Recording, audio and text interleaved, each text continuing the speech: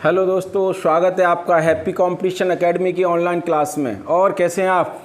जहां तक उम्मीद है बहुत अच्छे होंगे और वीडियो को देख रहे होंगे, क्योंकि आज मैथ की वीडियो स्टार्ट हो रही है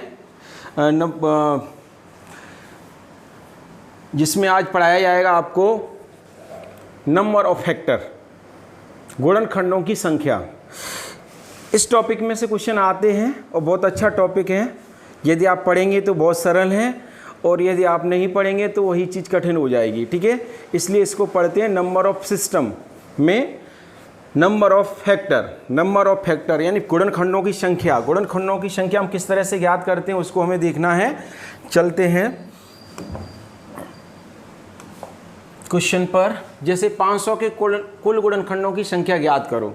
तो देखो बेटा, 500 के कुल गुणनखंडों की संख्या ज्ञात करने के लिए सबसे पहला काम हमारा ये कि पहले हम इस टॉपिक को समझें, आखिरकार ये टॉपिक होता क्या है, इसमें क्या चीज़ है, फंडा क्या है, पहले उसको समझो। ठीक है, उसके बाद हम लोग क्वेश्चन पर पहुंचेंगे। तो देखो होता क्या है,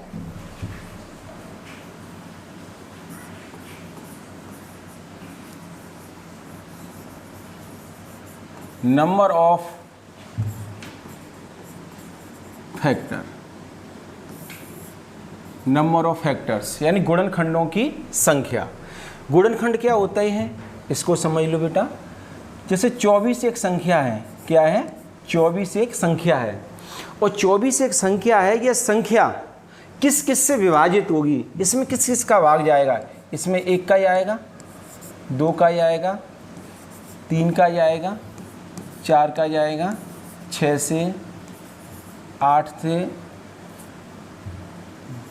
12 से और 24 से। ठीक है, इतनी संख्याओं से इसका भाग जाएगा। यानी 24 1 से भी जाएगा, 2 से, 3 से, 4 से, 6 से, 8 से, 12 से और 24 से। अब यहाँ पर हमें ये देखना है कि इसमें टोटल में कुल गुणनखंड कितने हैं। ठीक है, कुल गुणनखंड, कुल गुणनखंड, इसमें कुल गुणनखंड कितने? 1 2 3 4 5 6 7 8। बेटा कुल गुणनखंड कितने हैं? 8। इसमें समगुणनखंड कितने हैं? समगुणनखंड कितने हैं? समगुणनखंड कितने हैं? 1 2 3 4 5 6। समगुणनखंड कितने हो गए? 6। इसमें विषम गुणनखंड कितने हैं? इसमें विषम गुणनखंड कितने हैं? आप कह देंगे कितने हैं विषम गुणनखंड? 2 हैं। ठीक है, पहला क्वेश्चन ये पूछ सकता है आपसे, ये पूछ सकता है आपसे, ये पूछ सकता है। अब चौथे नंबर पर आपसे पूछेगा कुल गुणनखंडों की संख्या। कुल गुणनखंडों की संख्या। कुल गुणनखंडों की यदि संख्या आपसे पूछता है तो आपको ये सब ऐड करना पड़ेगा। आप सब इसको ऐड करेंगे तो 12 दूनी 24, 12 3 36, 36 और 4 40, 36 और 4 40, 40 और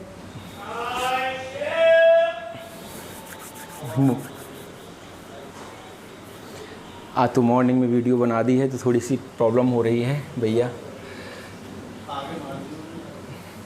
आवाज़ देने वाले आवाज़ दे रहे हैं, जिसको जो बेचना है वो बेच रहे हैं, और इसमें आवाज़ तो नहीं आ रही आप लोगों के, कोई बात नहीं है। चलते हैं। 12 24 36, 36 और 4 40, 40 और 8 48, 48 और 6 48 और 6 54, 54 और 3 57, 57 और 3 60। यानी कुल गुणनखंडों की संख्या बेटा कितनी हो गई? 60। ठीक है, अब इसमें उसने पूछा है समगुणनखंडों की संख्या। समगुणनखंडों की संख्या, सॉरी यहाँ पर योग कर दें, संख्या का योग। योग कितना आया बेटा? 60। समगुणनखंडों की संख्या का योग। समगुणनखंडों की संख्या का योग जो 60 है, 60 में से आप विषम वाले घटा दो, 3 और कितना हो गया? 4। 4 को आप घटा देंगे तो कितना बचेगा बेटा? 60 में से 4 को घटा देंगे तो कितना बचेगा? 56। ठीक है, और विषम गुणन खंडों की संख्या का योग, विषम गुणनखंडों की संख्या का योग कितना आ जाएगा 4। ठीक है, देखो 56 और 4 कितने हो गए टोटल, टोटल योग कितना हो जाएगा 60 हो जाएगा। ठीक है, तो इस तरह से ये क्वेश्चन आपका आएगा, यानी कि इस 4 तरह से क्वेश्चन पूछा जाएगा। बट ये कितने हो गए 6 टाइप क्वेश्चन है ये, लेकिन ये तो आपने अभी पढ़ लिया। ठीक है, लेकिन ये तो अभी 24 था, अब इसकी जगह पर 360 आ जाएगा, 1728 आ जाएगा, 2160 आ जाएगा। ठीक है, 540 आ जाएगा, 180 आ जाएगा, तब क्या होगा। ठीक है, तब के लिए हमें ये देखना है तब हमें करना क्या है इसमें। ठीक है, चलो चलते हैं, अब इसको हम हल कैसे करेंगे। ठीक है, इसको आप स्क्रीनशॉट ले लो बहुत अच्छे से। ठीक है, क्योंकि यही इसका सार है, मेन चीज़ यही है, इसी को पढ़ाना है और किसी को नहीं पढ़ाना, यही चीज़ है। ठीक है, चलते हैं ओके इस पर आ जाइए। अब देखो होता क्या है, ये हम करते इसको कैसे हैं क्वेश्चन को, ये आया कैसे, जैसे हमने 24 के फैक्टर करे, समझना। अब इसको हम बाई फॉर्मूला लेकर के चलेंगे। हमने 24 के फैक्टर करे, इधर आ जाओ, 24 के फैक्टर करे तो कितने हो जाएंगे 8 3 24, 8 3 24, यानी 2 पे पावर 3 और 3 पे पावर 1। ठीक है, यही हो जाएगा, 2 दूनी 4 दूनी 8 और 8 3 24। अगर हम यहाँ पर सम कुल गुणनखंड निकालेंगे, क्या निकालेंगे, कुल गुणनखंड, कुल गुणनखंडों की संख्या। हम यहाँ से कुल गुणनखंडों की संख्या निकालेंगे तो बेटा करते क्या हैं, जैसे 2 की पावर 3 है, 2 की पावर कितनी है 3, तो इसमें 1 जोड़ करके, कितना जोड़ करके 1 जोड़ करके, यानी 3 धन 1, और 3 में 1 पावर है तो इसमें 1 जोड़ करके 1 धन 1 जोड़ करके इसका मल्टीप्लाई करें, 3 और 1 कितना आ गया 4, और 2 कितना आ गया 4 और 2 आ गया, तो कितना आ गया 4 दूनी 8। ठीक है, कुल गुणनखंडों की संख्या कितनी होगी बेटा 8 ही तो निकाली थी आपने इससे पहले आपने 8 ही तो निकाली थी, देखो 8 आ गई। ठीक है, अब ये आया कैसे और इसमें हमने 1 जोड़ा क्यों, आया ये कैसे और इसमें 1 हमने जोड़ा क्यों, अब उसको हम समझते हैं बहुत डिटेल से। तो देखो 2 पे पावर 3 है, कितनी है 2 पे पावर 3, और 2 पे पावर 3 का मतलब क्या हो गया 8, 2 पे पावर 3 का वैल्यू कितना हो गया 8। अगर 8 के हम फैक्टर करें तो 8 के बेटा फैक्टर कितना होगा 1 होगा। ठीक है, कितना होगा 1 होगा, और कितना होगा बताओ 2 होगा, कितना होगा 2 होगा, और कितना होगा 4 होगा, और कितना होगा 8 होगा। यानी कि 8 जो संख्या है वो कितने से विभाजित होगी, 1 से विभाजित होगी, 2 से विभाजित होगी, और 4 से विभाजित होगी, और 8 से विभाजित होगी। और ये भी कहाँ से आए हैं, 1 2 4 8, ये भी कहाँ से आए, इसकी भी उत्पत्ति कहाँ से हुई वो भी समझ लो। देखो इसको हम इस तरह से लिख सकते हैं, 2 पे पावर 0, 2 पे पावर 1, 2 पे पावर 2 और 2 पे पावर 3। ठीक है, 2 पे पावर 3 और 2 पे पावर 3 ये आ गया। तो अब अगर आप इसको देखेंगे तो इसके फैक्टर कितने हो गए, देखो 2 पे पावर 0 का वैल्यू कितना आ गया 1, क्यों किसी पर घात जैसे a पे पावर 0 चढ़ा हो, इसका वैल्यू कितना होता है बेटा 1, कहाँ से घातांक नियम से, कहाँ से होता है इसका नियम, घातांक नियम से होता है। तो a की पावर 0 बराबर 1। ठीक है, तो ऐसे इसका वैल्यू कितना आ गया 1, 2 पे पावर 1 का वैल्यू 2 आ गया, 2 पे पावर 2 का वैल्यू कितना आ गया 4, और 2 पे पावर 3 का वैल्यू कितना आ गया 8। इस तरह से ये एक घात हम इसमें जोड़ते हैं। क्यों जोड़ते हैं, क्योंकि जो हमारा 2 पे पावर 0 वाला है, 2 पे पावर 0 वाला ये वाला पद हमारा नहीं होता, जबकि ये हमारा होता है। ठीक है, क्योंकि संख्या में 1 का भी तो भाग जाता है, इसलिए हम यहाँ पर एक घात जोड़ते हैं। तब हम यहाँ पर जो भी घात आती है 2 पे पावर 3 कुल गुणनखंडों की संख्या निकालें तो एक अंक जोड़ करके इसका मल्टीप्लाई कर देते हैं। ठीक है, तो यहाँ से ये आपका क्लियर हुआ टॉपिक, यहाँ से क्लियर हुआ, बोलिए क्लियर हुआ ना यहाँ से। अब यहाँ पर आते हैं, देखो अगर यहाँ पर आपसे पूछता,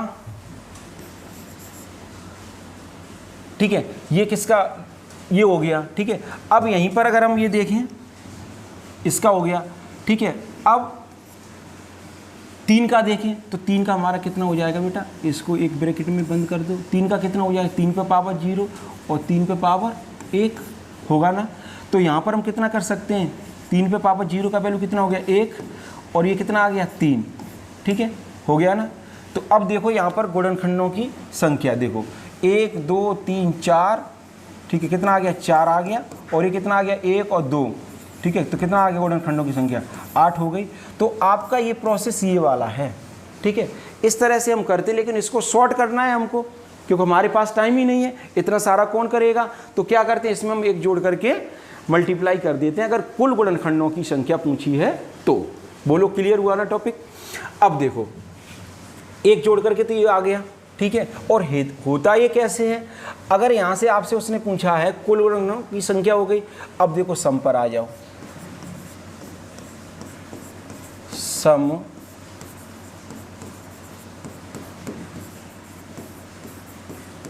गुणनखंडों की संख्या। सम गुणनखंडों की संख्या जब उसने पूछी है तो सम वाला हम क्या करते हैं कि अगर सम गुणनखंडों की संख्या पूछी है तो यहाँ पर हम 2 पे पावर 0 वाला पद नहीं लेंगे, यानी कि 2 पे घात जितनी है सम वाले पे घात जितनी है, तो सम वाले पे घात कितनी है 3 है, तो हम 3 ही रखेंगे, बाकी के में एक जोड़ करके मल्टीप्लाई कर देंगे। तो ये आपका आ जाएगा 3 और 1 और 1 कितना आ गया 2, तो 3 दूनी कितना आ जाएगा बेटा 6। यानी कि सम गुणनखंडों की संख्या कितनी हो गई बेटा, सम गुणनखंडों की संख्या कितनी हो जाएगी 6 हो जाएगी। क्यों हो जाएगी 6 उसको भी समझो।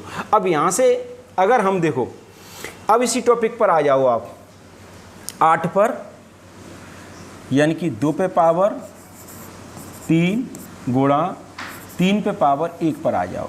तो 2 पे पावर 3 को हम कैसे लिख सकते हैं, मैंने बताया था आपको, 2 पे पावर 0, 2 पे पावर 1, 2 पे पावर 2 और 2 पे पावर 3 लिख सकते हैं ना। और इसको कितना लिखेंगे 3 पे पावर 0 और 3 पे पावर 1, ठीक है। अब यहाँ से हमें ये देखना है कि अगर हम इसका अगर हम 1 ले लेंगे, अगर 1 ले लेंगे घात, अगर 1 ये पद हमने 1 ले लिया तो कितना आया 1 आ जाएगा, 2 आ जाएगा, ये 4 आ जाएगा, आपका कितना आ जाएगा 4 आ जाएगा, ये कितना आ जाएगा 8 आ जाएगा, और ये आपका आ जाएगा 3 पे पावर 0 यानी 1 आ जाएगा, और कितना आ जाएगा 3 आ जाएगा। अगर हम इसके मल्टीप्लाई करेंगे तो 1 का गुणा अगर हम 1 में करेंगे तो कितना आ जाएगा 1, या फिर 1 का इसमें गुणा करेंगे तो क्या निकल करके आ जाएगा 1, फिर कितना आ जाएगा 2, फिर कितना आ जाएगा 4, फिर कितना आ जाएगा 8। इस तरह से आ रहे हैं कि नहीं आ रहे, 1 2 4 8 आ रहे हैं, ठीक है। और फिर हम 3 का गुणा करेंगे तो कितना आ जाएगा, इसमें 3 भी आ जाएगा, ठीक है, और 3 दूनी कितना आ जाएगा 6 आ जाएगा, 3 चौके कितना आ जाएगा 12 आ जाएगा, और 3 अट्ठे कितना आ जाएगा 24 आ जाएगा। बोलो आएगा कि नहीं आएगा, आएगा कि नहीं आएगा।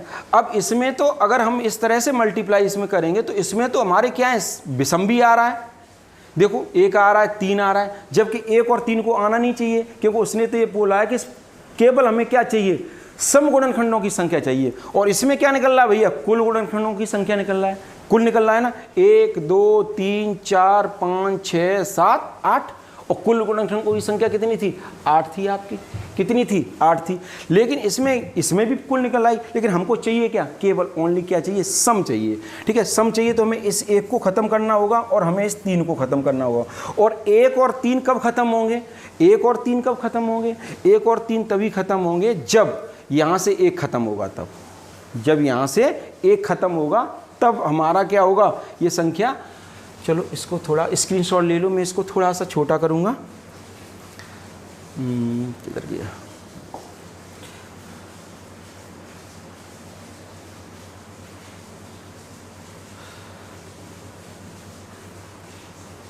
अब देखो,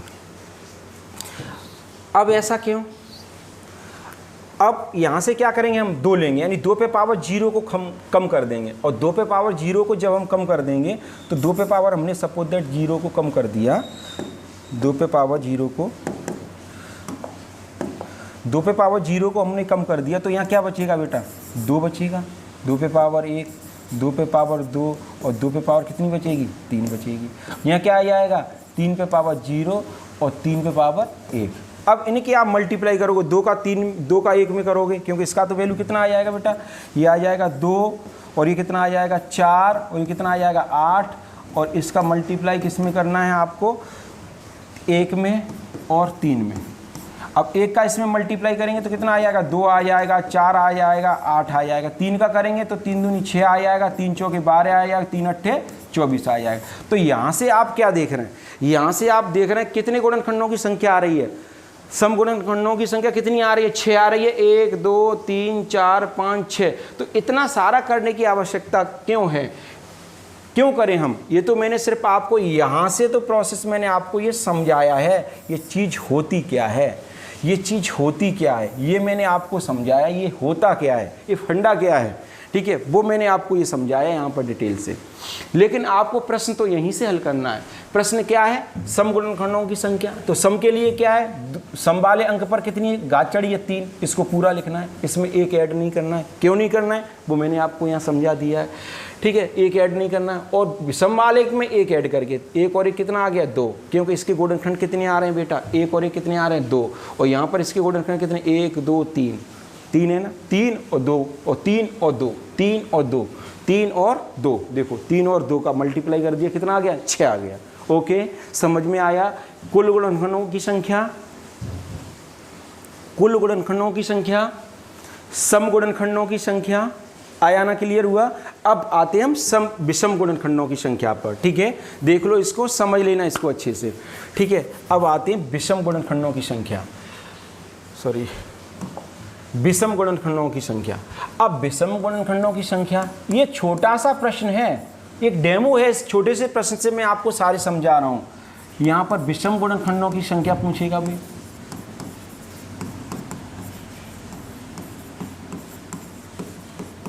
विषम गुणनखंडों की संख्या। और जब वो विषम गुणनखंडों की संख्या बेटा पूछेगा तो हमें सम वाले को, जैसे 2 पे पावर कितनी थी, 3, और यहाँ कितना था, 3 पे पावर 1, तो हम सम वाले को पूरा छोड़ देंगे। सम वाले को क्यों छोड़ देंगे बताइए, सम वाले को क्यों छोड़ देंगे, सम का गुणा जब इसमें विषम में होगा तो वो सम निकल करके आ जाएगा, इसलिए सम वाले को हम पूरा छोड़ देंगे। सिर्फ हम सम गुणनखंडों की संख्या निकालेंगे तो हमें सिर्फ और सिर्फ क्या लेना है, क्या लेना है हमको, 3 पे पावर 1 वाला लेना है। और 1 में हम एक घात में 1 जोड़ देंगे, तो 1 में 1 जोड़ देंगे तो कितना आ जाएगा, 2, ठीक है। तो विषम गुणनखंडों की संख्या कितनी आ जाएगी, 2।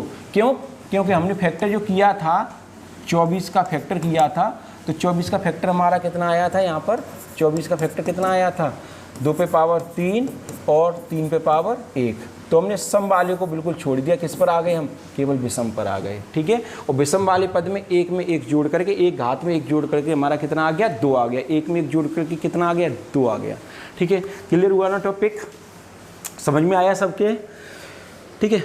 सम हो गया, विषम हो गया, कुल गुणनखंड हो गए, यानी 3 टॉपिक मैंने आपको समझा दिए हैं, 3 टॉपिक आपको समझा दिए हैं, ठीक है। अब आ जाओ कुल गुणनखंडों का योग, कुल गुणनखंडों का योग। अगर हम कुल गुणनखंडों का योग पर आते हैं बेटा, कुल गुणनखंडों का, कुल गुणनखंडों का योग, और कुल गुणनखंडों का योग निकालेंगे तो हम किस तरह से निकालेंगे, ठीक है। तो इसको निकालने के लिए हम क्या करें, जैसे ये लिखा है, संख्या लिखी है, तो ऐसे ही हम इसकी संख्या को लिखते हैं। यानी कैसे लिखेंगे, 2 पे पावर 0 प्लस 2 पे पावर 0 प्लस 2 पे पावर 1 प्लस 2 पे पावर 2 प्लस 2 पे पावर कितनी आ जाएगी बेटा, 3, ठीक है, गुणा 3 पे पावर 0 प्लस 3 पे पावर 1, ठीक है। इस तरह से हम करेंगे। अब 2 पे पावर 0 का वैल्यू कितना आया, 1 प्लस 2 प्लस 4 प्लस 8, ठीक है। इसका करेंगे तो कितना आ जाएगा, 1 प्लस 3, क्योंकि 3 पे पावर 0 का वैल्यू 1 होता है। अब यहाँ पर देखो 8 और 4 बेटा कितने हो गए, 12, 12 और 2 कितने हो गए, 14, 14 कितना हो गया, 15, तो ये 15 हो गए आपके, कितने हो गए, 15 हो गए, 15 हो गए। 3 और 1 कितना जोड़ा हमने, 4 हो गए, तो 15 चौके बेटा कितना आ गया, 60।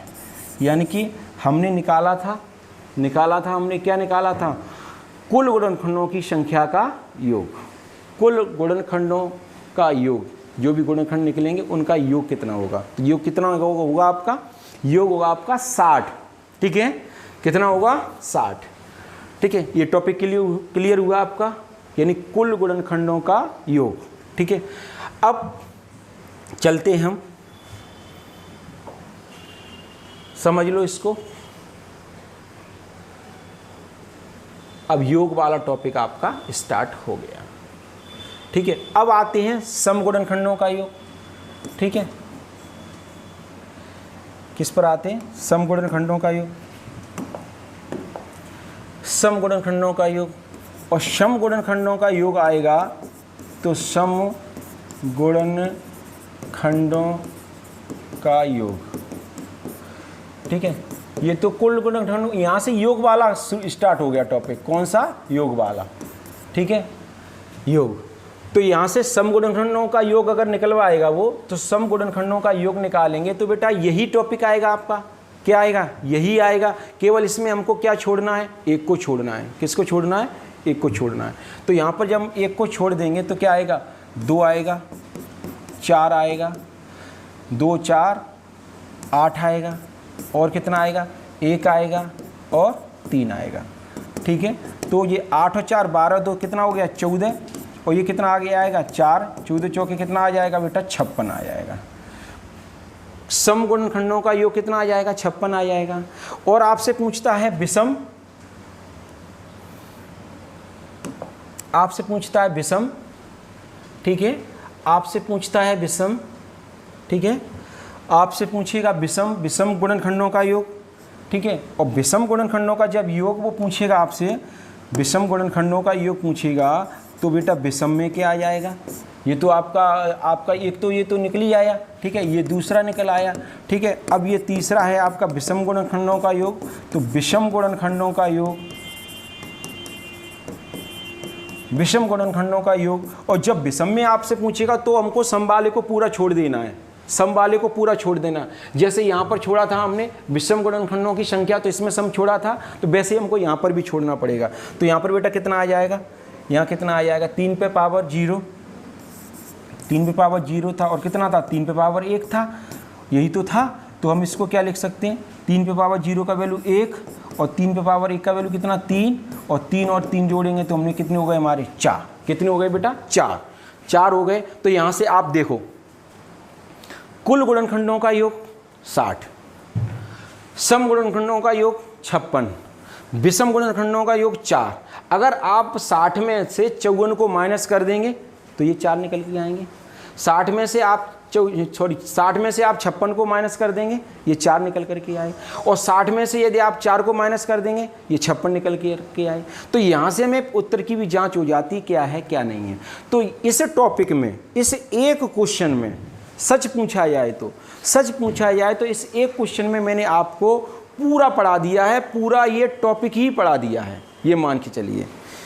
और पूरा टॉपिक, यदि आपने इस एक प्रश्न को अच्छे से पढ़ लिया, एक क्वेश्चन को यदि आपने बहुत अच्छे से कर लिया, तो आप समझ लीजिए टॉपिक खत्म। क्यों, क्योंकि एक प्रश्न, एक क्वेश्चन ही 100 क्वेश्चनों का निर्माता होता है। ठीक है, संख्याएं अदल बदल के आती रहेंगी, प्रश्न यही होगा। चलो चलते हैं इसके मेन पॉइंट पर और पहुंचते हैं। देखिए, अब देखो ये होता क्या है। एक बार केवल ये पूछ लिया गया था, जैसे n कोई पद है, n कोई संख्या है। ठीक है, n क्या है, एक संख्या है, इसके a b और c, इसके क्या है, एक अभाज्य गुणनखंड है, जिसकी घात p है, इसकी घात q है, और इसकी घात r है। ठीक है, क्या है, r है। तो उसने केवल ये पूछा था, इस तरह से ये फॉर्मूला से आपका उसने फर्स्ट क्वेश्चन उसने पूछा था, इसमें केवल और केवल क्वेश्चन ही पूछ लिया था। उसने क्या पूछा था यहाँ पर, तो उसने ये पूछा था कुल गुणनखंडों की संख्या, कुल गुणनखंडों की संख्या। उसने कुल गुणनखंडों की संख्या उसने पूछी थी बेटा। और जब उसने कुल गुणनखंडों की संख्या पूछी थी, तो हम क्या कर सकते हैं, हमने आपको बताया था क्या बताया था कि घात में एक जोड़ करके मल्टीप्लाई कर देते हैं। तो घात क्या है हमारी यहाँ पर p+1, p है तो p+1, और यहाँ कितनी हो जाएगी आपकी घात, ये कितनी हो जाएगी बेटा q+1, और यहाँ कितनी हो जाएगी r+1। ये आपकी आ गई कुल गुणनखंडों की संख्या, जो कि मैंने अभी आपको 24 का क्वेश्चन कराया था, बोलो कराया था। तो उसी का ये फॉर्मूला है, ठीक है। अब यहाँ पर हम आते हैं सम गुणनखंडों की संख्या, सम गुणनखंडों की संख्या। बेटा सम गुणनखंडों की संख्या अगर पूछता है तो अगर ये हमारा ए क्या है, सम है, ये हमारा क्या है इवन नंबर है।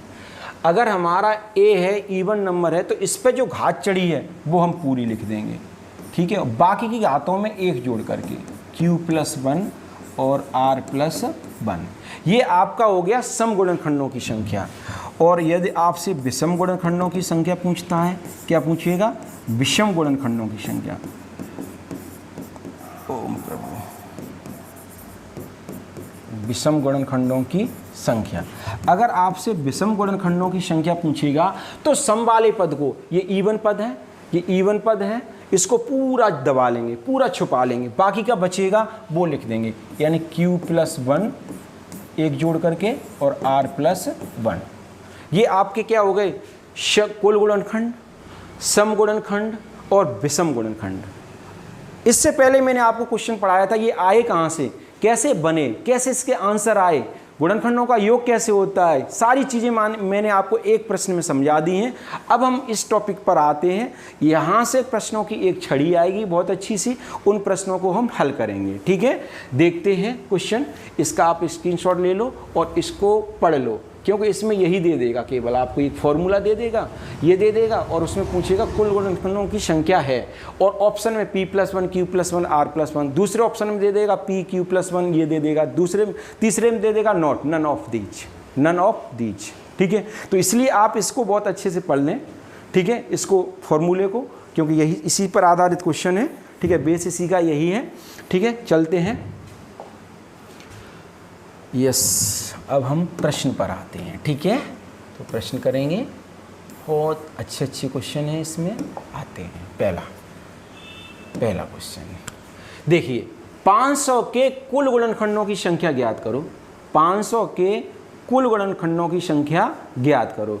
तो 500 के बेटा हम फैक्टर कर लें, क्या कर लें, 500 के सबसे पहले हमें गुणनखंड करने पड़ेंगे, क्योंकि n बराबर हमें पहले गुणनखंड निकालना है, ठीक है। तो इसके गुणनखंड जो होंगे 500 के जो फैक्टर होंगे, ठीक है, 500 के फैक्टर आप यहाँ करके देख लो अपने पुराने मेथड से, यानी कि 500 लिखिए आपने, ठीक है। 500 में आप 2 से भाग लगाएंगे, 2 दूनी 4, 2 पंजे 10, 250 आ गया। 2 से लगाएंगे कितना आ गया, 125 आ जाएगा, ठीक है। फिर 5 से लगाएंगे, 5 दूनी 10, 5 पंजे 25 आ जाएगा। फिर 5 से लगाएंगे, 5 पंजे 25 आ जाएगा। फिर 5 से लगाएंगे, 5 एकन 5 आ जाएगा, सॉरी।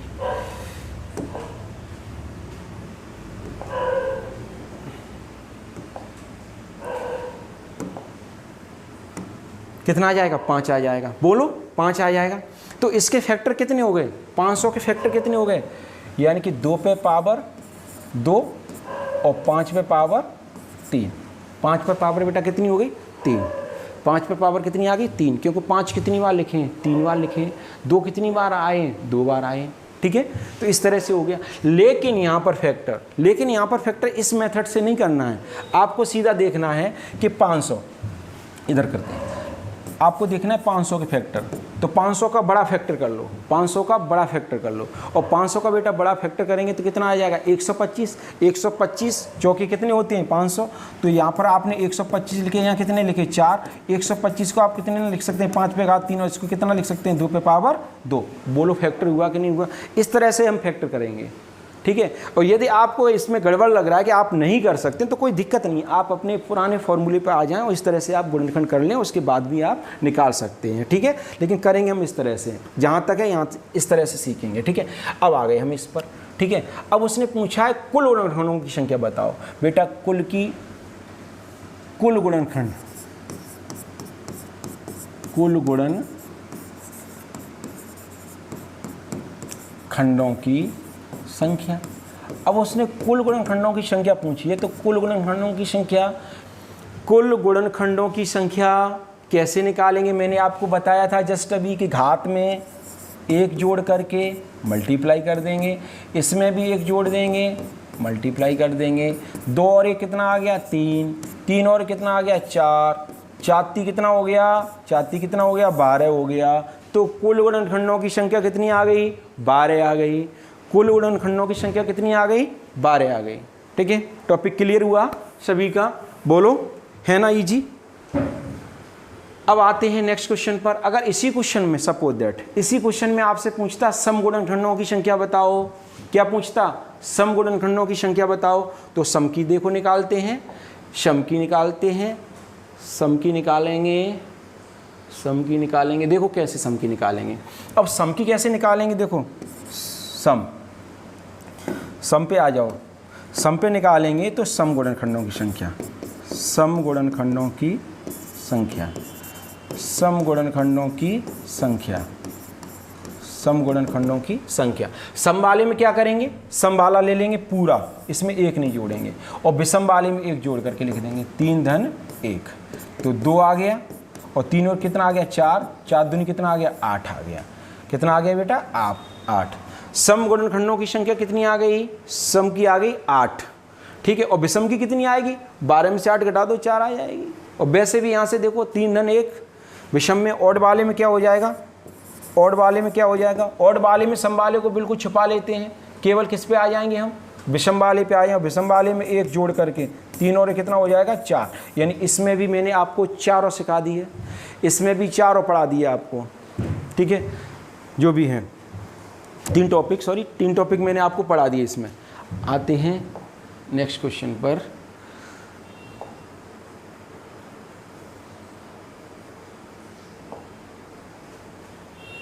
देखो, संख्या 180 के कुल गुणनखंड, सम गुणनखंड और विषम गुणनखंडों की संख्या है।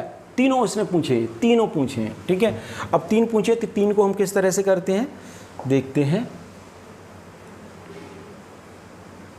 ठीक है, देखो आ जाओ।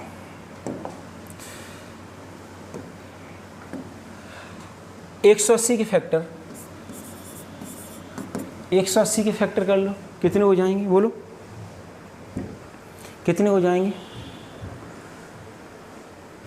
डायरेक्ट आप कर सकते हैं, ठीक है, डायरेक्ट भी कर सकते हैं। बोलो, आप इसके फैक्टर 36 हटा रहे हैं, यानी 60 से कर सकते हैं, 9 से कर सकते हैं, 9 दूनी 18, 90 दूनी 180, ठीक है, 15 से कर सकते हैं। बोलो, कर सकते हैं कि नहीं कर सकते हैं? चलो, लेकिन आप ऐसे ही कर लो। चलो, आप 180 के फैक्टर कर लो इस तरह से। 2 से काट दो, 2 में 18 हो गए, 2 से काट दो 45 हो गए, 3 से काट दो 15 हो गए, 3 से काट दो 5 हो गए, और 5 से विभाजित कर दो 1 आ गया। ठीक है, कितने फैक्टर आ गए? तो इसके कितना आ गया? 2 पे पावर 2, 2 पे पावर 2, 3 पे पावर 2 गुणा 5 पे पावर 1। बोलो, आया? आया कि नहीं आया? इतना इसका फैक्टर हो गया। अब उसने पूछा क्या है? कुल गुणनखंड। उसने पूछा पहले नंबर पर कुल गुणनखंड, तो क्या करेंगे? 2 धन 1, 2 धन 1 और 1 धन 1। बोला था कि इसमें जोड़ करके, ठीक है, इसमें क्या करके? घात में 1 जोड़ करके, घात में 1 जोड़ करके हम निकाल सकते हैं आसानी से। ठीक है, घात में 1 जोड़ करके। तो 2 और 1 कितना आ गया? 2 और 1 कितना आ गया? 2 1 कितना आ गया? 3। और 2 और 1 कितना आ गया? ये भी 3। और 1 1 कितना आ गया? ये 2 आ गया। तो कितना? 3 तरह के 9, 9 दूनी 18। ठीक है, कितना आ गया? 18। यानी कुल गुणनखंडों की संख्या कितनी आ गई? 18। ये किसकी आ गई? कुल। पहला टॉपिक खत्म हो गया, कुल का आ गया ये कुल। ठीक है, अब आते हैं सम पर। ये तो आपका टोटल आ गया। ठीक है, अब आते हैं सम, इवन। इवन पर आते हैं। ठीक है, और इवन में देखेंगे तो क्या करेंगे? इवन वाले की घात ले लेंगे, कितनी? 2। 2, इसमें एक नहीं जोड़ना है, बाकी के में एक जोड़ना है, यानी 2 धन 1 और इसमें 1 धन 1, तो ये कितना आ गया 2, 2 और 1 कितना आ जाएगा 3, 1 1 कितना आ जाएगा 2, तो 2 3 6, 6 दूनी कितना आ जाएगा 12। इवन का कितना आ गया 12 आ गया। और ऑड का देख लो, किसका बेटा, ऑड का। और ऑड में देखेंगे तो ऑड में क्या करेंगे, इवन वाले को पूरा छुपा लेंगे, इवन वाले से बोलना ही नहीं है, जिसका बेस इवन है इससे बोलना ही नहीं है, ठीक है। बाकी को इसको छुपा लिया, बचा क्या हमारा 3 पे पावर 2 यानी कि 2 धन 1, और क्या बचा 5 पे पावर 1, 1 धन 1, 2 और 1 कितना आ गया आपका 3 आ गया, 1 1 कितना आ गया आपका 2 आ गया, 3 दूनी कितना आ गया बेटा 6 आ गया। अब देखो 18 12 6, 18 12 6, 18 12 6, 18 12 6, देखो ये आ गया आंसर। बोलो क्लियर हुआ टॉपिक, समझ में आ रहा है, कोई दिक्कत तो नहीं किसी को, ठीक है। 18 12 6, इस तरह से आप क्वेश्चनों को हल कर सकते हैं, नो प्रॉब्लम। देखो कितना आसान है, कितना आसान है प्रश्नों को हल करना, कितना सरल है। अगर पूरे ब्रह्मांड में अगर कोई सबसे ज़्यादा चीज़ सरल है पढ़ने में, सबसे ज़्यादा सरल है तो वो है मैथ, वो है मैथ, क्योंकि ये इसमें कुछ है ही नहीं। देखो क्या कहाँ कुछ है, बस ये अभ्यास तो मांगता है, आपको एक्सरसाइज तो करनी पड़ेगी, इसको पढ़ना तो पड़ेगा डेली आपको, तभी है ये, ठीक है। तो ये सबसे सरल चीज़ है, क्योंकि इसमें कुछ ज़्यादा विशेष याद भी नहीं करना पड़ता है, ठीक है। आराम से करते जाओ, बस कलम जितना कलम चलेगा आपका, जितना ज़्यादा कलम चलेगा मैथ में, ठीक है, उतना ही प्रोग्रेस होगा आपका मैथ में, ठीक है, उतने ही अच्छे अंक आएंगे आपके, ठीक है, मैथ वाले पोर्शन में। ये हो गया आपका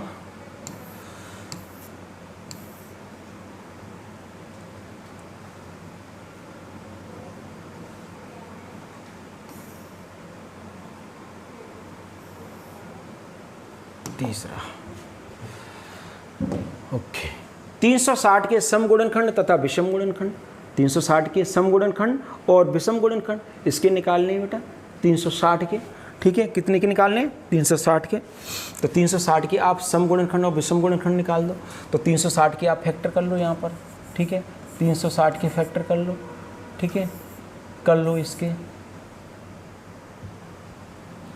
2 से, 2 एकम 2, 2 अट्ठे 16, 2 से 2 निम 18 90 आ गया, फिर 2 से 45 आ गया, फिर 3 से 15 आ गया, फिर 3 से 5 आ गया, फिर 5 से 5 एकम 5 आ गया। तो इसके बेटा फैक्टर कितने हो गए, इसके फैक्टर हो गए 360 के फैक्टर हो गए आपके 2 2 3 बार, 2 2 कितनी बार 3 बार, 3 कितनी बार 2 बार, 5 कितनी बार 1 बार, ये फैक्टर हो गए। अब उसने पूछा क्या है, सम, E1 का पूछा उसने, किसका पूछा बेटा E1।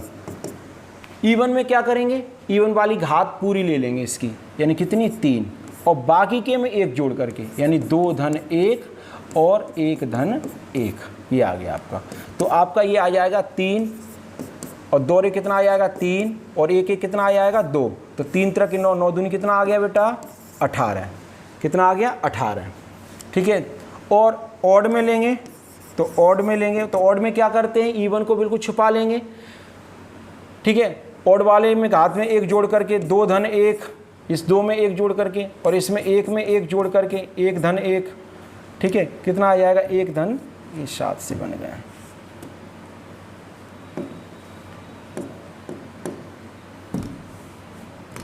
अरे भैया हाँ, हाथ में रखे था,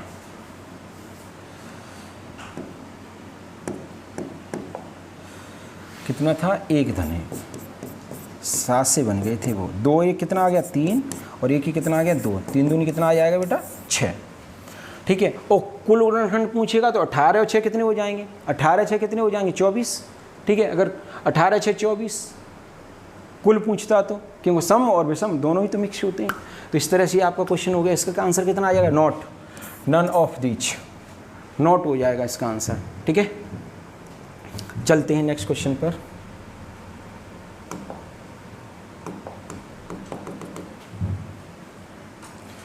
चौबीस के सभी गुणनखंड, सम गुणनखंडों और विषम गुणनखंडों का योग ज्ञात करो। ये मैं आपको करा चुका हूँ इससे पहले, ठीक है, क्या मैं फिर करा दूं? चलो करा देता हूँ, ठीक है। 24 के 8 3 24, 2 पे पावर 3 गुणा 3 पे पावर 1। यहाँ पर पहला क्वेश्चन, कुल गुणनखंडों का योग, कुल गुणनखंडों का योग, कुल गुणनखंडों का योग। तो हम कैसे निकाला था? 2 पे पावर 0, 2 पे पावर 1, 2 पे पावर 2, 2 पे पावर 3, यही तो था, ठीक है। और 3 पे पावर 0 और 3 पे पावर 1, ठीक है। 0 से स्टार्ट कर दे क्योंकि गुणनखंड में 1 भी होता है, ठीक है। तो ये कितना आ जाएगा? 1, ये 2, ये 4, ये 8, ठीक है। और ये आपका आ जाएगा 1 और 3, ये आपका योग करेंगे तो कितना आ जाएगा? 15। और ये कितना आया? 3 और ये कितना आ जाएगा? 4। तो 15 चौके कितना आ जाएगा बेटा? 60। कितना आ जाएगा? 60। सभी गुणनखंडों का योग कितना आ जाएगा? 60। अब उसने पूछा है सम गुणनखंडों का योग। किसका पूछा उसने? सम गुणनखंडों का योग। और सम वाले में अगर पूछेगा, वो सम वाले में पूछेगा तो सम वाला, सम ऑफ इवन फैक्टर्स, ठीक है। सम वाले में क्या करेंगे? इस एक को 2 पे पावर 0 को छिपा लेते हैं, मैंने बोला था, इसको ख़त्म कर देते हैं। तो क्या आ जाएगा? 2 पे पावर 1, 2 पे पावर 2 और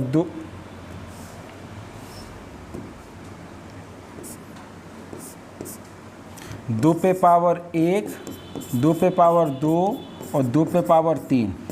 और इधर कितना आ जाएगा? 3 पे पावर 0 और 3 पे पावर 1, ठीक है। तो यहाँ कितना आ जाएगा? 2, 4, 8। और यहाँ कितना आ जाएगा आपका? 4, 3, यानी 1 और 3 कितना हो जाएगा? 4 आ जाएगा। तो कितना आ जाएगा? 14 गुणा 4, 14 चौके कितना आ जाएगा? 56 आ जाएगा। कितना आ जाएगा? 56 आ जाएगा। और ये कौन सा है? ये इवन वाला है। और ऑड वाला, ऑड में मैंने बोला था इवन वाले को बिल्कुल ख़त्म कर देंगे, केवल ऑड वाला ले लेंगे, यानी 3 पे पावर 0 प्लस 3 पे पावर 1। और 3 पे पावर 0 का वैल्यू कितना? 1। और ये कितना आ जाएगा? 3 और कितना आ जाएगा? 4। डबल हो गया क्वेश्चन, 2 बार करा दिया मैंने, एक बार पहले करा दिया और फिर करा दिया, ठीक है। एक बार पहले कराया और फिर कराया है, ठीक है। कर लो इसको बहुत अच्छे से।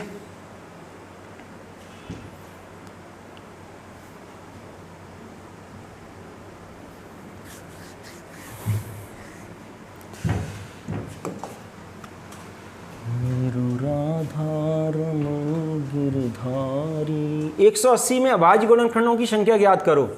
180 में अभाज्य गुणनखंडों की संख्या ज्ञात करो। तो 180 के आप फैक्टर, 180 के फैक्टर करेंगे तो कितने हो जाएंगे? देखो अभी मैंने जस्ट अभी किया था, 180 के फैक्टर कर लो।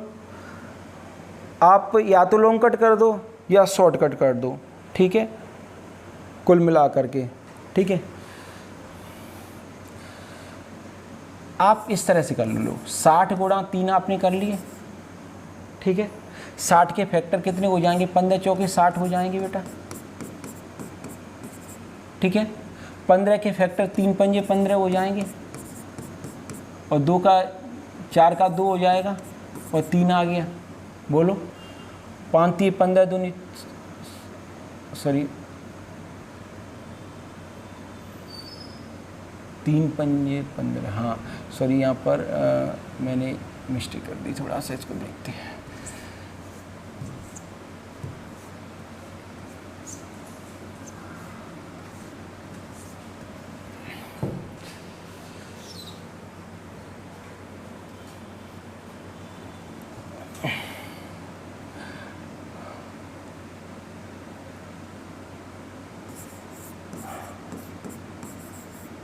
नब्बे दूनी, ठीक है।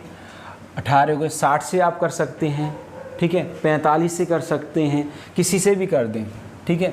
तो इसके कितने हो जाएंगे फैक्टर 90 के? 18 पंजे 90 गुणा 2।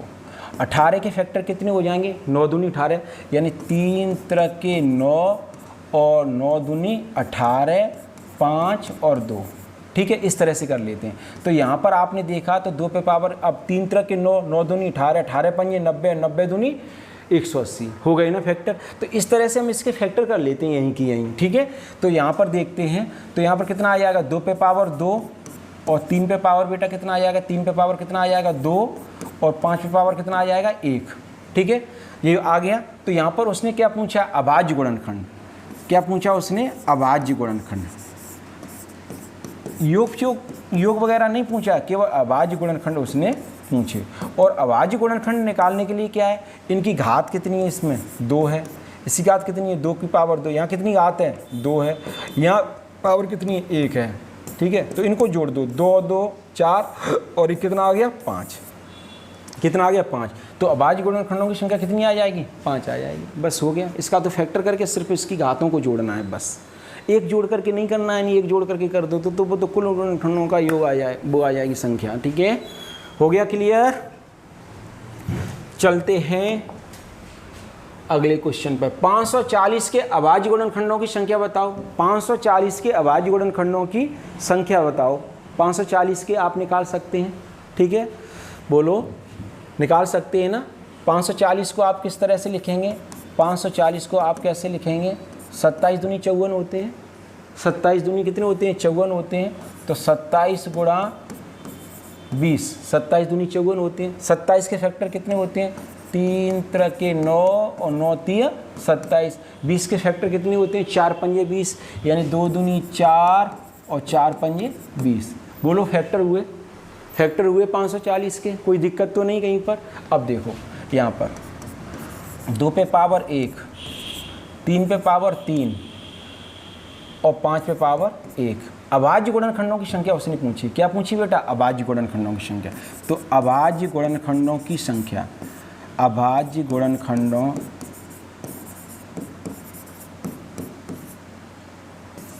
की संख्या, अभाज्य गुणनखंडों की संख्या उसने पूछी है। तो कितनी हो जाएगी, 1, इसकी घात कितनी 1, इसकी घात कितनी है 3 और इसकी घात कितनी 1। तो 3 और 1 4 और कितनी हो गई बेटा 5। अभाज्य गुणनखंडों की संख्या कितनी हो जाएगी, अभाज्य गुणनखंडों की संख्या कितनी हो जाएगी 5। बोलो, ठीक है, क्लियर हुआ, ओके।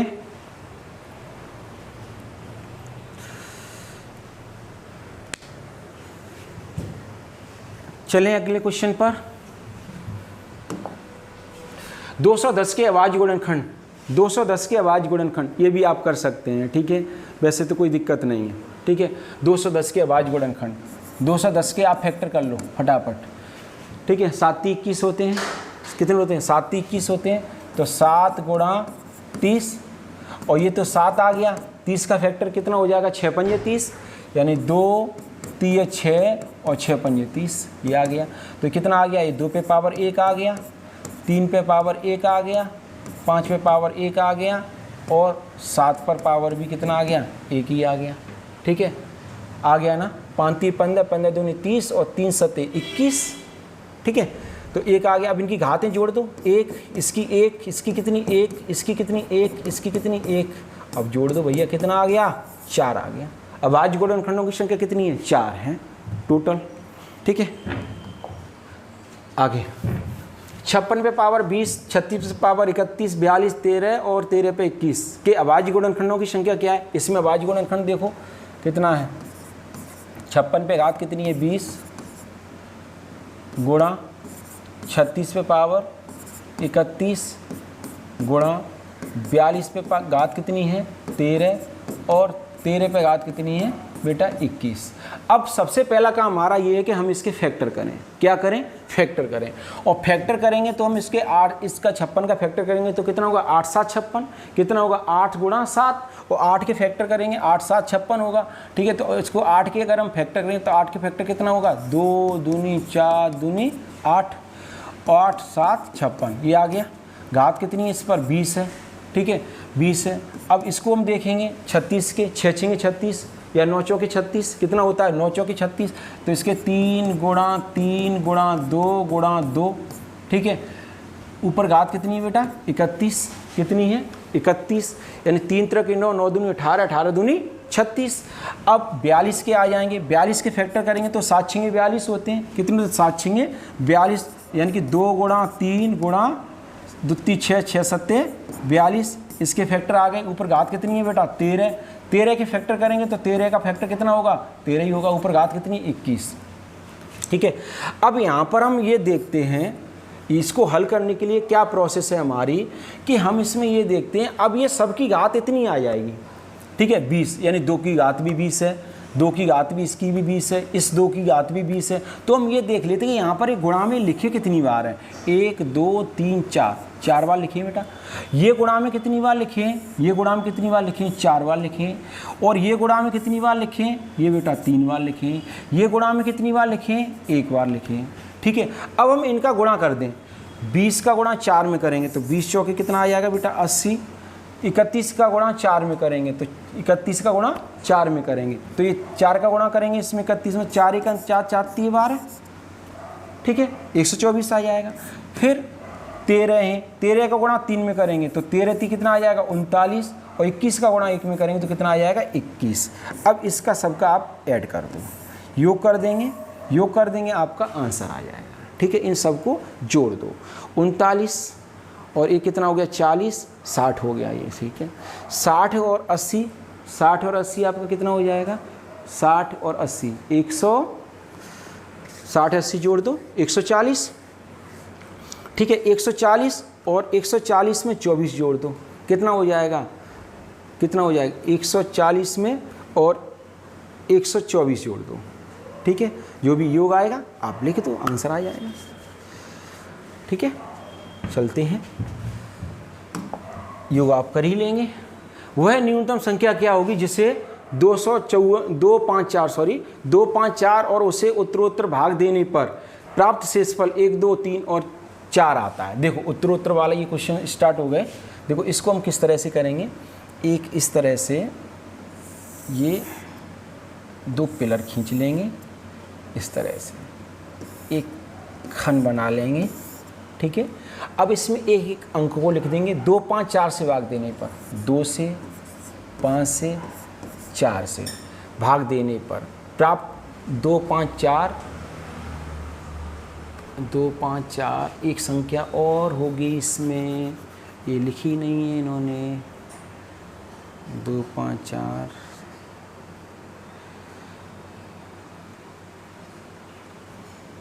एक भूल गए संख्या, कोई बात नहीं है, हम 2 5 7 से इसको कर लेते हैं। ठीक है, पीछे का अंक है वो उसको नहीं लेते हैं। ठीक है, इस वाले अंक को मत लो। ठीक है, इसको बाद में देख लेंगे क्या है, इसको मत लो। ठीक है, 2 5 4 से भाग देने पर, उत्तरोत्तर भाग देने पर शेषफल 1 2 3 आता है। ठीक है, इतना ही आप करो। ठीक है, कितना आता है? 1 2 और 3 आता है। हमें प्रश्न को समझना है, हमें, ठीक है, केवल प्रश्न को समझना है यहाँ पर, और कुछ नहीं करना है।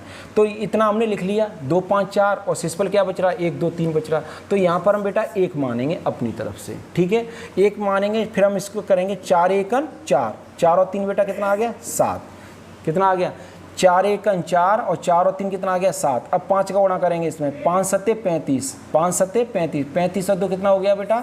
37। कितना हो गया? 37। कितना हो गया? 37। और 37 का गुणा 2 में करेंगे। ठीक है, 37 का गुणा किस में करेंगे? 2 में करेंगे। तो 37 का गुणा 2 में करेंगे तो कितना आ जाएगा? 74, 74 और 1 कितना आ जाएगा? 75। कितना आ जाएगा? 75, जो कि इस ऑप्शन में नहीं है। कितना आ जाएगा बेटा? 75। हमें प्रश्न को समझना है, सीखना है। ठीक है, संख्याओं से कोई लेना देना नहीं है। हो सकता है वहाँ पर ये आ जाए 75 ही आंसर आए, ऐसा क्वेश्चन आ जाए, कोई दिक्कत नहीं है, आपको सिर्फ समझना है यहाँ पर। ठीक है, वैसे इसका 193 आएगा, निकाल सकते हैं, लेकिन उसको चलो कोई बात नहीं, आगे देखते हैं। बहुत सारे क्वेश्चन हैं। वह न्यूनतम संख्या जिसे 2 3 5 से उत्तरोत्तर भाग देने पर प्राप्त शेषफल क्रमशः 1 2 और 3 प्राप्त होता है। कितना प्राप्त होता है? 1 2 और 3 प्राप्त होता है। भाग कितने से लगाएंगे? 2 3 5। शेषफल कितना आ रहा है? 1 2 और 3 आ रहा है। 1 2 और 3 प्राप्त हो रहा है। तो 1 2 3 प्राप्त हो रहा है, सीधा सीधा फंडा। 5 1 5 और 3 8, 3 8 24, 24 और 2 26, 26 दूनी 52, 52 और 1 कितना आ गया बेटा? 53। संख्या वो कितनी आ गई, संख्या वो आ गई 53, संख्या कितनी आ गई 53। अब उसने थोड़ा सा क्वेश्चन और दिया है, यदि उस संख्या को 7 से भाग दें, यदि उस संख्या को 7 से भाग दें तो 7 से भाग कितने में लगाना है बेटा, 53 में। यदि उस संख्या को 7 से भाग दें तो 7 7 कितना आ जाएगा, 49 आ जाएगा। यहाँ शेषफल कितना बचेगा, कितना बचेगा, शेषफल 4 बचेगा। कितना शेषफल बचेगा, 4 बचेगा। तो इसका कितना आंसर है, 4 ही तो इसका आंसर है।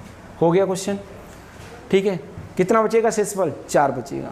बोलो टॉपिक क्लियर हुआ। आते हैं नेक्स्ट क्वेश्चन पर। एक न्यूनतम संख्या को जब 4 और 5 से उत्तरोत्तर भाग दिया जाए तो शेषफल क्रमशः 1 व 4 आता है। कितना आता है, एक संख्या को जब 4 और 5 से उत्तरोत्तर भाग दें, देखो कितने से, 4 और 5 से भाग दे रहा है, 4 और 5 से भाग दे रहा है, शेषफल कितना आ रहा है, 1 और 4 आ रहा है। शेषफल कितना आ रहा है, 1 और 4 आ रहा है। यदि उसे 5 और 4 से उत्तरोत्तर भाग दिया जाए तो शेषफल क्या होगा। अरे पहले हम संख्या निकाले तो यहाँ पर हमने कितना माना, 1, 5 1 5 और 5 और 4 कितना हो गया बेटा, 9। 4 का 9 में गुणा करेंगे, 4 9 36 और कितना आ गया, 37। वो संख्या बेटा कितनी आ गई, 37। अब उसने ये बोला है इस 37 में भाग लगाओ, जो संख्या निकल के आ रही है उसमें भाग लगाओ। कितने से, 5 से लगाओ और फिर लगाओ 4 से, फिर बताओ शेषफल क्या आ रहा है, फिर बताइए शेषफल क्या आ रहा है। तो देखिए 5 से भाग लगाओ, 5 7 35, शेषफल कितना आया बेटा, 2 आया।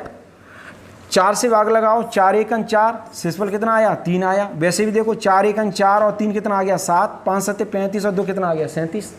बोलो क्लियर हुआ टॉपिक। तो यहाँ पर शेषफल कितना आ रहा है, 2,3। इसको क्रम से ही लिखना है बेटा, 2,3। ठीक है, 2,3 है ऑप्शन में, यस ये है आपका आंसर। ठीक है, क्लियर हुआ टॉपिक। चले, पूर्णांक n के किस मान के लिए 3 प्लस 9n 5 को 3 से भाग देने पर, यानी उसे कर दिया, यहाँ पर 3 है, ठीक है, 3 से भाग देने पर, कितने से, 3 से भाग देने पर शेषफल क्या होगा। तो देखो n के किसी भी मान के लिए, पूर्णांक n है, n क्या है, एक पूर्णांक है, ये पॉइंट में नहीं है, पूर्णांक है। पूर्णांक का मतलब 1 हो सकता है, 2 हो सकता है, 3 हो सकता है, 4 हो सकता है, डॉट डॉट डॉट कुछ भी हो सकता है, ठीक है, n की जगह पर।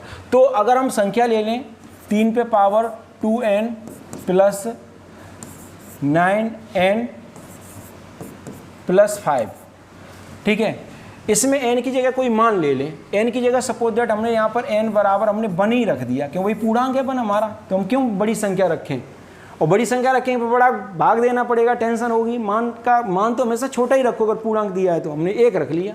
जब हमने 1 रखा तो 3 और 3 पे पावर 2, n की जगह 1 रखेंगे तो 1 यही आ जाएगा, 9 गुणा 1 प्लस 5, तो ये कितना आ गया, 3 पे पावर 2 प्लस 9 प्लस 5। 3 पे पावर 2 का वैल्यू कितना आ जाएगा बेटा, 9 और 5, 9 9 18, 18 और 5 कितना आ गया, 23 आ गया। कितने आ गई संख्या, 23 आ गई। अब 23 में उसने भाग लगाने के लिए बोला है, कितने से, 3 से। 3 से हम भाग लगाएंगे कितने में, 23 में, लगा लो 3 7 21, 3 7 21। शेषफल क्या बचा बेटा, शेषफल क्या बचा, 2 बचा। कितना बचा शेषफल, 2 बचा। 2 ही तो आपका आंसर है, भाग देने पर शेषफल क्या होगा, 2 ही तो आपका आंसर है। बोलो कोई दिक्कत किसी को, समझ में आए क्वेश्चन आज आपके। Number of factor, number of factor सभी के समझ में आए। किसी को अगर कोई क्वेश्चन में दिक्कत हो तो वो हमें कमेंट में बता दें, मैं उसको नेक्स्ट वीडियो में बता दूंगा, ठीक है। सभी क्वेश्चन को बहुत अच्छे से आप लोग पढ़ लें, एक नोटबुक बना लें, ठीक है। उनमें ये पूरा चैप्टर है नंबर सिस्टम, उसको मैं करा रहा हूँ। अगला जो क्लास आएगा, ठीक है, उसमें हम आपको दूसरा टॉपिक पढ़ाएंगे। इसमें आपका नंबर ऑफ फैक्टर कंप्लीट हो गया है, ठीक है। और फिर भी अगर कोई क्वेश्चन है आपके समझ में नहीं आ रहा है तो आप हमें बता सकते हैं, हम उस क्वेश्चन को सॉल्व करा देंगे, ठीक है। आज के लिए इतना ही, मिलते हैं नेक्स्ट वीडियो में, धन्यवाद।